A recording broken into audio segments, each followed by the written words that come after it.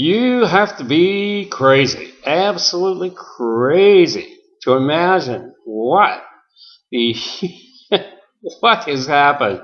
13 years, the tobacco settlement, the agreement, the thing that was made in the great state of Mississippi and was harvested by every attorney general out there, including the territories and everybody got into the act. But the problem is, who can be the supporter of something that's been living? It's like a monster. It's Frankenstein. It's out there, and you're paying for it no matter what happens. This is not like you're going to get a benefit out of it, but who has benefited here? Well, stop this. Somehow you have to stop this master settlement agreement payment. You've got a symbiotic relationship that was brought about in 1997 first by the Honorable Attorney General of Mississippi, who, in his success, decided that he wanted to create a monster, and he put it into the hands of the Senate, who endorsed it wholly, except, whoa, there was a problem. What was the problem? Well, they couldn't quite pay the attorneys what they wanted, which was in Texas, where Mr. Humphreys is from. And by the way, he stands tall no matter where he is because he follows the grand tradition of the Holy Rollers at Baylor University, where they are led by, goodness knows, the honorable one of our great manifestation of the pyramid of God and other places. And that would be the one who came after Bill Clinton and his PP problem, and that would be Ken Starr. And all these people somehow benefited. There's all of this wonderful, wonderful accountability that goes into $25 million to a man who's serving a jail term. 25 million that goes to Ole Miss to build a music building. God forbid that it would happen, that it would go into this. But where the realities of these things go is into Kentucky, and states that were growing tobacco have already stopped growing tobacco. Bull. They not stopped growing tobacco. They won't stop growing tobacco. This lady down the road the other day died from bleeding cancer that her young daughter had to see, as she died without the care of hospice, because in Mississippi they don't have any hospice care. Of course, they didn't have anybody on time to watch her die because they don't have the money, and the money is not there. How can you make a deal with a state and have all the states come in together? And this is my point. One, who benefited from this enormous thing? First came from a fellow by the name of Mike Moore and his henchmen, who some of them didn't even know the name of tobacco or anything about a tort, essentially. And then you have all these creeps coming into it. The godly one, Don Barrett, who is funneling papers one place to another, and the wonderful people out at UCLA who are doing these wonderful things for themselves, the people, and God forbid, the health advocates, okay, you'll leave them alone. I mean, they're not going to do you any harm. They're not going to do you any good either, because they don't care about that lady who died, because they made a deal. Now, the first one, for God's sake, would have immunized tobacco altogether. Well, then they would have not been sued. Then there would have been no control. So what did they do? Oh, come on. What did they do? The brother-in-law of the man who's serving time right now, Trent Lott, decides, well, no, we can't have this. It's not enough to my brother-in-law and to me. For God's sake, I'm going to have some kind of job after this. So what do? They simply canceled it. The next one comes along. Everybody's got clean hands except me. I'm not the one. I don't have clean hands because I delivered the basic instruments of destruction to the tobacco industry to them. They don't destroy the tobacco companies. They don't want to do that. They create a library, a holy place for the papers, and then they get some more papers, which are practically junk. Or you have to get some other papers from some other place. But hold the point, hold the horses here. I mean, just whoa bear. Listen to me carefully. Because essentially the second one was made by the wonderful lady who barely got into office in Washington, in the state of Seattle, Washington, as the governor. And yet she managed to pull it off, and she's still there. But she pulled off the master settlement agreement. Now here you are. You have these attorneys general. All these 46 states and Guam and whatever. And here you are, these attorneys general make a deal. And they have made up, over the last dozen years, $15 billion.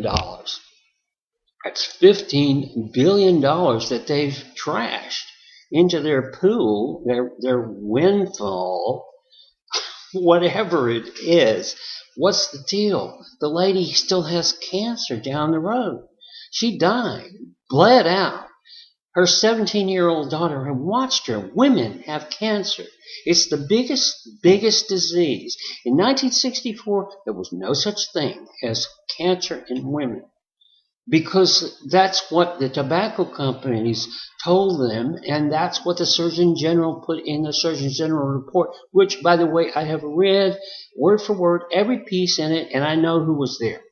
Mostly people who were paid for the tobacco company, who later testified that they weren't being paid by the tobacco company. Of course they were. They would be paid by the lawyers. So waking up in, a sudden dream of what the hell did these guys do? First of all, they give money to the attorneys general for being so kind. And 10 years have passed. 12 years, actually. But they had 10 years of making the big bucks. So does it go to their little fund, their slush fund, so that they can have fun in places like Jackson Hole, Wyoming, and Hawaii, or wherever they're going?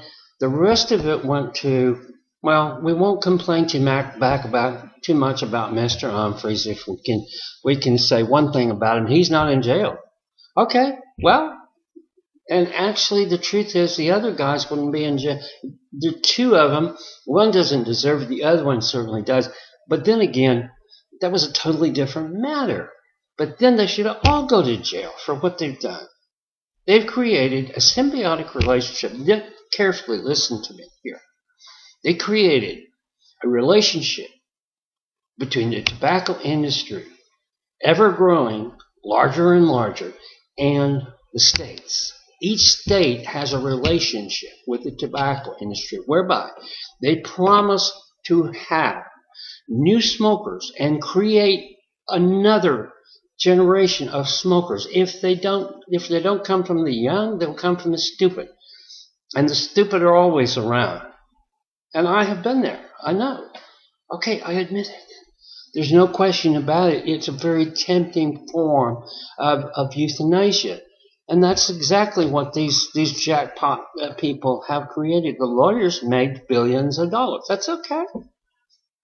They didn't make as much as the states make. The states create this symbiotic relationship. And they are dependent upon. And if they fall below the level, this is the interesting thing, Mr. Moore and all of your friends, you're not even in office now. So who benefits? Does Mr. Hood benefit from this? Or does the next guy benefit? Because it's going to be a Republican next time. I mean, these people don't ever hold the same office. So the attorneys general have a $15 billion bunch of money. So it's holed up somewhere. And they have a silent agreement, which the arbitrators have given. Well, the arbitrators a long time ago. But here's the big problem. Let's do away with calling the lawyers what they are, scumbags. Okay, scumbag is a strong word. They're nice people who happen to be fortunate enough to graduate from law schools, and therefore they're in control, just like bankers, and they're in control of the money and the way that people are prosecuted or not prosecuted in this quasi difficult kind of democracy, our republic that we have, and we have to live with it. So, you didn't know this, but the states have to keep up the smokers. They have to make sure that they keep on smoking, because if they don't smoke, they don't make money. And what the states all are involved with, they're not involved with anything but checking on who gets the best roads and the best infrastructure and so forth. Nothing happens. But the problem is it's symbiotic. It is a relationship which was written into their agreement. They have to do it. Not that they would care whether they did it or not, but they have to do it. They have to create this. And if they fall beneath the margin, they lose a few $1 million, so they have to continue this. The other problem is they can't tax the booger out of them. They can't tax them to death. So they've already caught themselves in a web. Who wins? Well, it was obvious from the very beginning. Nobody asked me. Nobody was interested, because all of the people, Matt Myers, good guy. All of you boys and girls out there in the Legacy Institute, you created this monster, and you're just sitting out there. Do you know there are boards on top of boards on top of boards? Every state has boards and board members, and they all get paid from somewhere or other. But listen to me carefully. This is where you have to really find something to do with your money, because the states are going to spend it. They're not going to spend it on it. They've already proven that. And this is a 25-year deal, or in perpetuity, as Dick Denard prefers to call it. Thank you, Dick Denard, for your terminology and explanation of how long you want this thing to run. You know it's going to run forever, because you've created a symbiotic relationship which makes people want to smoke or have to smoke. So the states are not going to do anything for you. They're not going to let you quit. They're not going to create things for you. This is what it's all about. One, the attorney generals, every state, every attorney general, even if they change over and over, and they, you know they will over 25 years. Nobody stays in there. They got to go and make some more money somewhere else. So every one of the lawyers who managed to build something or other for themselves, it's not exclusive in their own end. They're happy with what they've got. They're still getting money all the time. So they're creating their own out of the settlement. Master settlement agreement, you are dirt. And you weren't there when that lady died the other day.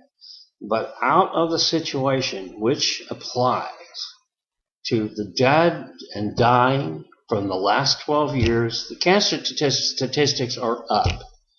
And remember, women in 1964, they didn't have cancer of the lung. Now it's the #1 killer. Unless, Stanton Glantz, can you correct me on this? Has this changed? Because I know you keep up the stats. Of course, your area is killing people coronary, or not killing people coronary, but managing to write books about what you envision as the possibility that came out of this. There's no possibility of any hope for this kind of thing. I'm sorry. I had something to do with this. Probably more, because they probably wouldn't have had anything other than a few menacing people who really look bad. On the other hand, wake up. This is the chance of a lifetime. You're caught. You can't do anything about it. This is the Master Settlement Agreement. The states are bound to do nothing, and they will do nothing. And I'm very, very unhappy with that. And my part, unfortunately, was giving them some documents. And I really didn't want to. Not the way they got them.